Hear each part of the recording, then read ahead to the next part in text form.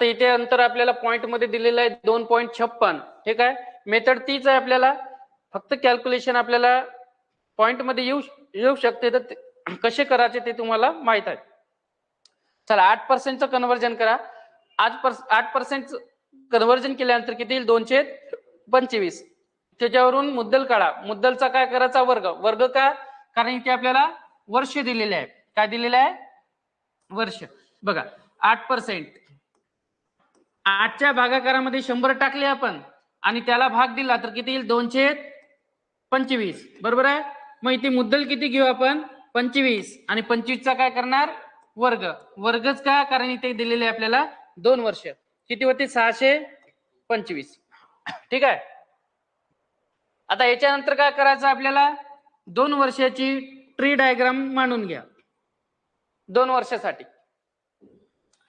मग मला सांगा 625 वरती 8% दर जर लावला तर किती होईल? 50 रुपये आहे की नाही? काही नाही, सिंपल आहे. 625 गुणेला 2 काय करायचे? 25. 8% काढणार आहे. 8%चं कन्वर्जन आपण ऑलरेडी केलेलं आहे. किती? 225. तर हा 25चा वर्गच आहे, आणि 25 दोन्ही किती? 50. मग पहिल्या वर्षासाठी 50, दुसऱ्या वर्षासाठी व्याज किती? 50.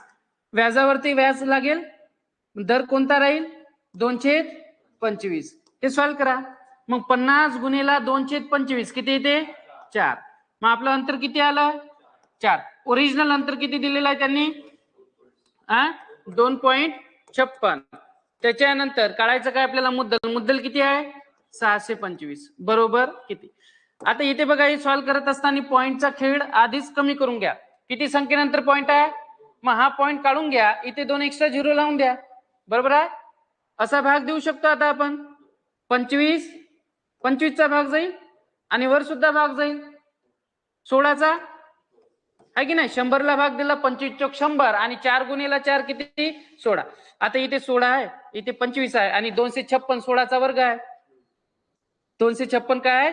16चा वर्ग. मग डायरेक्ट इथे 16चा भाग जाईल. मग इथले 16 कॅन्सल झाले. मग क्रॉस मध्ये काय करणार आपण? मल्टिप्लाय करणार. म्हणजे 16 गुणेला किती? 25. किती येते? 400. ठीक आहे. तर व्यवस्थित कॅल्क्युलेशन करा. ऑप्शन नंबर 1 म्हणजे इथे 16 गुणेला 25 हे केल्यानंतर ऑप्शन नंबर किती? 400 की 4000?